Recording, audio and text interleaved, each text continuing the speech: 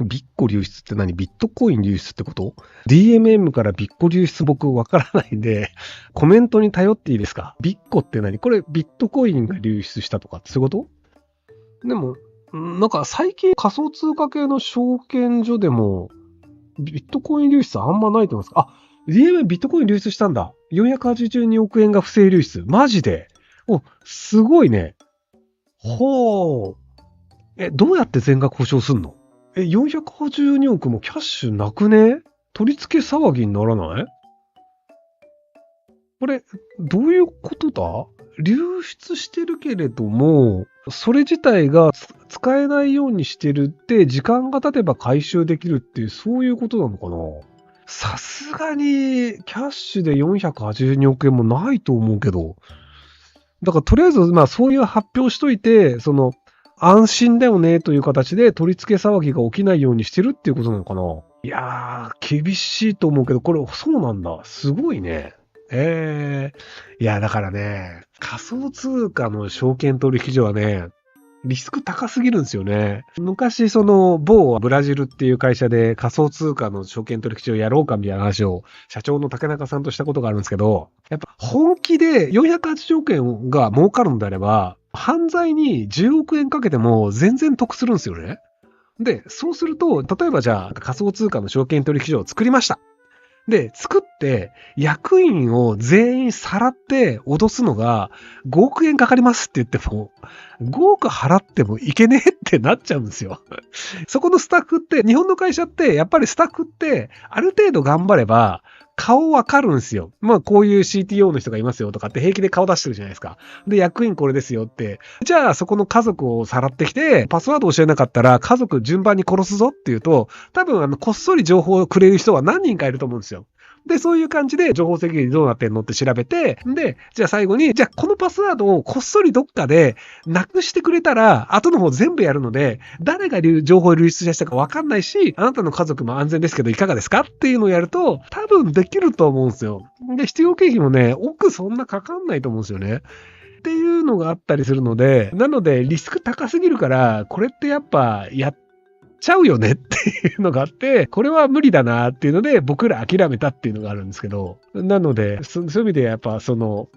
仮想通貨取引所ってやっぱリスク高すぎるんですよ。リアルの株式とかって、じゃあクラッキングされました。株の取引がキャンセルになりましたって言っても、最終的にはじゃあ証券会社経由で、その証券取引所の方のデータっていうのが漏れてなければ、証券所の株は動かなくて、じゃあ SBI 証券とかだったら、SBI 証券の個人が持ってる口座のお金をどこかの口座に送金するぐらいしかできないんですよ。でも銀行に足ついちゃうので、じゃあ銀行に10億円送金しましたって言っても、じゃあそこって凍結させようみたいなのってその日のうちにできたりするんですよね。なので実際じゃあ10億円を今度じゃあどっかに振り込もうと思ってもオンラインではできないので、支店に行ってこの10億円を別の口座に振り込みたいんですって言ったら、なんだこれっていうのでやっぱりチェック入ってしまうので、なので現金を他の証券会社とか銀行から取ったとしても、なかなか手元に自分の使えるお金として持ってくるのってすごく難しいんですよ。でも仮想通貨の場合って、足がつかない形で口座に移して、それをちょっとずついろんなところで下ろすっていうのが結構できちゃったりするんですよね。だから前にも仮想通貨が盗まれた時に、多分この後起こることとして、めちゃめちゃ大量の口座にいろいろ通貨ばらまきまくりますよっていうのを僕言ったと思うんですけど、で、その通りになったんですよ。全然普通の人も含めて大量に仮想通貨をばらまいてしまうと、全員逮捕しましたって言って、逮捕してみたら全員普通の人っていう可能性があるんですよね。商売してますとか、ツイッターとかで仮想通貨の口座これですとか書いてる人ので、そこら辺の人が100人ぐらいにバーって仮想通貨をばらまいて、で、全員逮捕するわけにいかないじゃないですか。で、多分2回目、3回目とかになると、そのうち調査されなくなるので、3回目ぐらいに自分の口座に書くみたいな。っ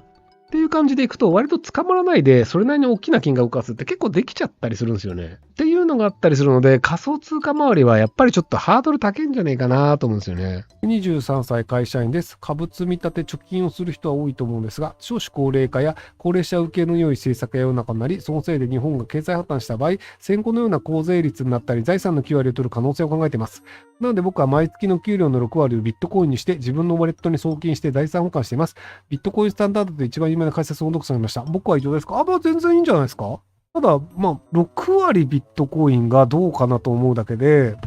ビットコインそこまで上がるかなっていうのがあるので、なんか1割ずつぐらいはドルとかユーロとかにした方がいいんじゃないかなって思いますけどね。日本が悪くなるよねというのは多分当たるんですけど、でもその場合にじゃあアメリカだったりヨーロッパとかで使えるような通貨であれば別にそんなに損しないんですけど、ビットコインが果たしてずっと価値が上がり続けるのか。で、もしくはビットコインで 50% 攻撃みたいなことがないのかっていうと結構わかんないんですよね。モナコインっていう通貨が 50% 攻撃っていうのがあって、通帳改ざんされるみたいなのがあったんですけど、ビットコインが果たしてどれぐらいこうみんなが共通元素を持ち続けるのかっていうと、まあ5年ぐらい持つと思うんですけど、果たしてずっとこれが永遠に続くのかなっていうと、どうなのかなって気がするんですよね。ビットコインって別にただのデジタルデータで、何の価値もないよねっていうのを世界中の人が同意すると、ただのデジタルデータでお金にならないんですよ。ジンバブエドルも、これただの紙切れだよね。ジンバブエドルもらってもしょうがないよねっていう風にみんなが同意してるから。なのでジンバブエドルはただの紙切れになっちゃったんですけど。っていう感じでビットコインももうこれ意味ないよね。紙切れ以下だよねっていう風にみんなが同意してしまうと突然価値がゼロになっちゃうんですよ。なのでそこら辺のリスクがあるという意味でいくとドルとかユーロにも一応入れといた方がいいんじゃないかなと思いますけどね。投資みたいなやつは別に何が正解で 100% これが当たるとかっていうのがわかるのであれば世界中の人が金持ちになってるんですけど、そうではないので、なのでまあ自分が信じるものに投資するっていうのはそれでありなんじゃないかなと思います。マイニングのハッシュパワーの高さ、51% 攻撃にかかる費用は攻撃の利益を奪わない可能性が極めて高い。費用をかけてマイニングする以外、ビットコインの新規取得不可、インフレしない流動性が高い。ネットで誰でも銀行と同じようなシステムが使える。政府との管理がいない利用者がマイニングする人がアップデートが急にできるなど、あまりに知られていないことがたくさんあります。ポートフォリオ分散はもう少し考えています。51% 攻撃にかかる費用が利益を上回らない可能性っていうのでみんなやらないんだろうと思ったんですけど、モナコインができちゃったんですよね。モナコインでなんでそれができちゃったかっていうと、モナコインってマイニングしてる人数が少ない割に日本人が結構買ってるので、1モナコインあたりの価格が高かったんですよ。なので、ブランド価値が高いけども、マイニングしてる人が少ないものっていうのが、51% 攻撃をやった時に利益が上がる可能性が高いんですよね。で、仮想通貨の中でビットコインってブランドめちゃくちゃ高いんですよ。でも電気代バンバンかかるから損だよねっていうのがあって、じゃあイーサリウムのが良くねみたいな。イーサリウムの場合はいろいろ開発が進んでるので、スマートコントラクト的なものだったりとか、あとなんかポリグラム的なものとかで決済が迅速になるよねみたいなのがあったりするので、だんだん進化してるので、じゃあイーサリウムのが便利じゃねっていうので、イーサリウムの方が価値が上がってきた時に、マイニングコストかかりすぎるからビットコインなんかやってもしょうがねえよっていうので、ビットコインのマイニングをする人が減った段階でいくと、買ってもブランド価値が高いので、じゃあ今この段階で10億円かけて GPU 分回したら 51% 取れるよねみたいな状況に中国の人がなる可能性があるので、絶対ないというふうに僕はあんま思わないです。結局そのマイニングって電気代と比例するんですよ。電気代が世界で一番安い国はどこでしょうってなっちゃうと、石炭でバンバン発電できるっていうので、やっぱ中国強いんですよね。他の国だと二酸化炭素を出す石炭良くないよね。やっぱ石油使わなきゃいけないよねとか、なんか風力、水力にしなきゃいけないよねっていうので、ヨーロッパとかめちゃくちゃ電気代高いんですけど、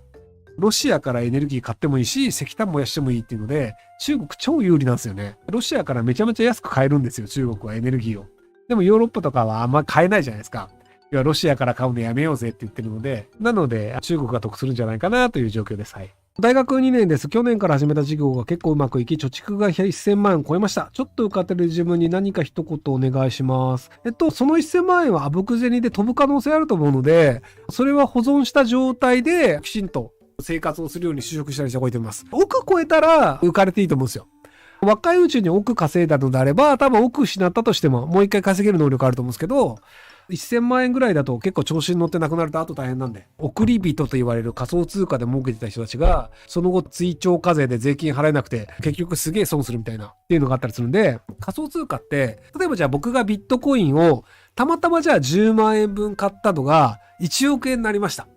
で、1億円になった時に、全部ビットコインだとちょっと怖いから、じゃあリップルにしてみようとか、イーサリウムに変えてみようとかって変換するじゃないですか。1億円分のビットコインを5000万円分のイーサリウムに変えて、じゃあ2000万円分のリップルに変えて、1000万円分のモナコインにして、じゃあビットコイン2000万円にしました。で、この場合、1円も得してないんですよ。ただ変換しただけだからね。でも、残念ながら今話した話でいくと、8000万円分を他の通貨に変えたじゃないですか。イーサリウムとかリップルとかに。なので、8000万円の利益が上がりました。4000万円の税金を納めてくださいっていう状態になるんですよ。で、その年に税務署に言われたら、じゃあ4000万円払えばいいですねってなるんですけど、で、そこで4000万円の税額が確定した状態で、ビットコイン下がりましたドーンリップル下がりましたドーンイーサリウム下がりましたドーンってなると、で、結果として自分が持ってる仮想通貨の金額が残り4000万円になりました。で、なんか1億円昔得してたけど今4000万円だな。でも4000万円分あるからいいかなって思うじゃないですか。で、その状態で税務署から電話が来るんですよ。なんかビットコインで昔1億円得したらしいっすね。みたいな。で、そこで8000万円分を別の通貨に変えたってことは、計算上4000万円利益上がって、8000万円利益が上がってるので、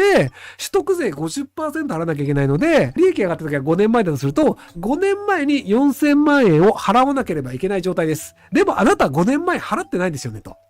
で、4000万円を5年前に払ってないということは、追徴課税なので 35% の利子がつきます。35% の利子が5年分かかります。なので、利子としては 150% の利子がつきますっていうので、はい、じゃあ8000万円払ってくださいみたいな状態を税務署はやるんですよ。なので、1億円を書類上得した時期もあって、手元に残ってる仮想通貨が4000万円だとしても、8000万円の現金がないと、脱税で逮捕されるんですよ。